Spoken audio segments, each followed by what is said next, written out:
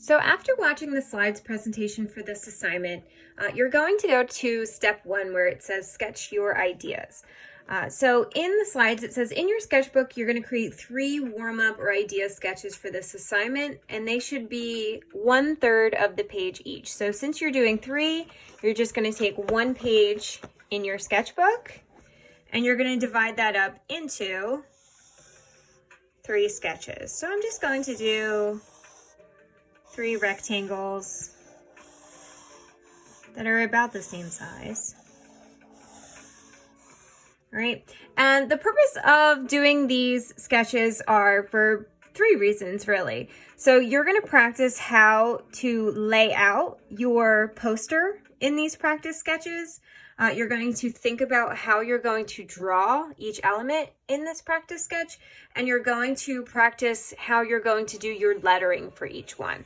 So the first thing you want to do is think about how you're going to divide up your poster to create your different segments. So you have 7 elements of art. You need to have 7 elements on the page. So you can go about this really any way that you think looks nice. So I've seen some examples of even the final one cut into a circle. So if you want to change the format from like a square or rectangle piece of paper to a circle, don't be afraid to do that. You can try that out in one of your practice sketches. But you're going to divide this up into 7 sections. So I'm just going to do some different diagonal lines to create some unique shapes in here for myself. And I want to make sure I have 7 when I'm done. So I have 1, 2, 3, 4, 5, 6. I need 1 more.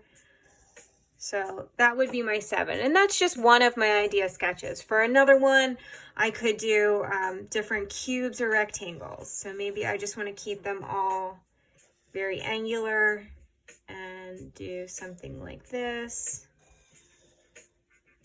where I just break up the space like that. 1, 2, 3, 4, 5, 6. 7. All right, so you can practice different layouts in each of these. The next thing you want to do is think about how you're going to illustrate each element. So let's think about line, for example. So what I want to do first is I want to make sure I understand what a line is. So if I'm unsure, I'm going to go back to the slides presentation about the elements of art, and I'm going to read the description for what a line is. If I'm still not sure, I can do a Google search for element of art line and see what comes up. There's lots of different ways where you can research this, but you want to make sure you understand what each element is before you go to draw it. If you're really unsure and you've done your research and you've looked at the slides, get in touch with me and let me know that you're confused about a certain element. Or if you want to kick around some ideas with me, get in touch with me that way too. You can always email me or message me on Google Hangouts. But let's say I understand what line is, I'm ready to go. I'm going to turn this section into my line section. What I'm going to do is come up with how I want that to look. So how am I going to put line into this segment? I can choose to approach it really however I want. All right, so I'm communicating line this way. Maybe I want to vary my line and create some different types of line. Maybe I don't. Maybe I want to keep the line the same the whole way. So as the artist, it's really your choice of what you want to do there.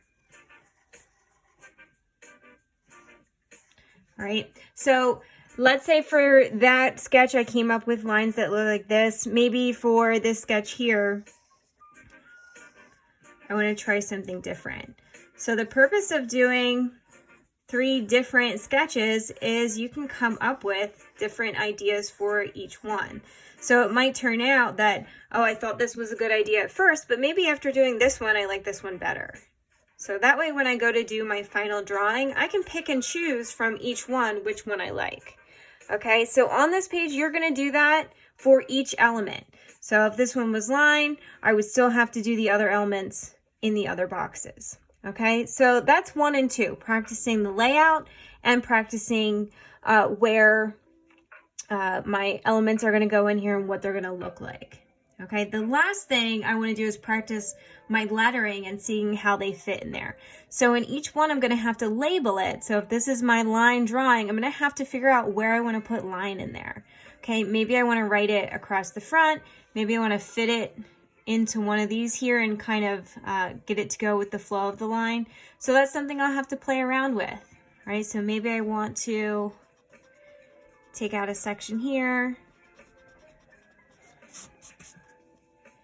write in lines. So remember, your letters should be somehow decorative, all right? And it could be bubble letters like what you did on your portfolio. They can be ornamental. They can just be really like fancy script. So I put that website, DaFont, that we used for the portfolios into the slides presentation. So you can use that to look at different types of font and see if you like something from there. But it should not just be like basic handwriting letters. I want you to think about how you can make it more decorative and make it look more artistic by really thinking about the type of lettering and writing that you're putting in there. So you would do that for each one. All right.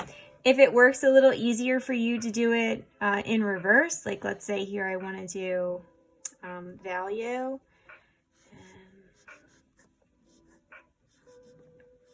And I want to do my lettering first. I'm going to do something kind of fancy.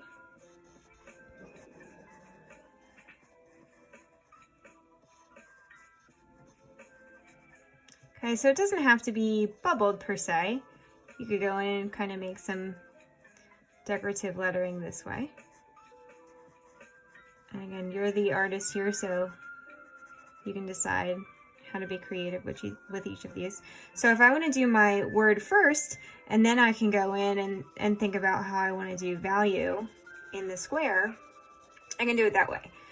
So there's no order that you have to go in. You can decide how you want to approach it, whatever works best for you. If you want to start with more of a drawing, a visual idea, you can do it that way, or you can do it in reverse. You can do the letter first and then go back in and illustrate it.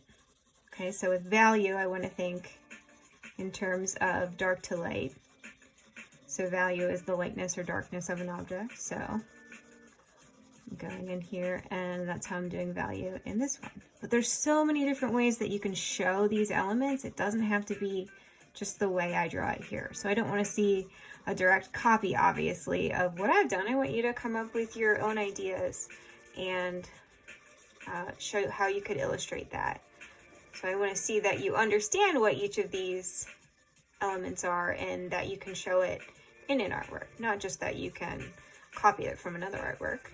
So it shows that you're able to come up with your own ideas and translate that in your own artwork. So that's how you would set up your sketch assignment. For the next video, I'm going to show you how you would take your sketches and transfer them to your final drawing.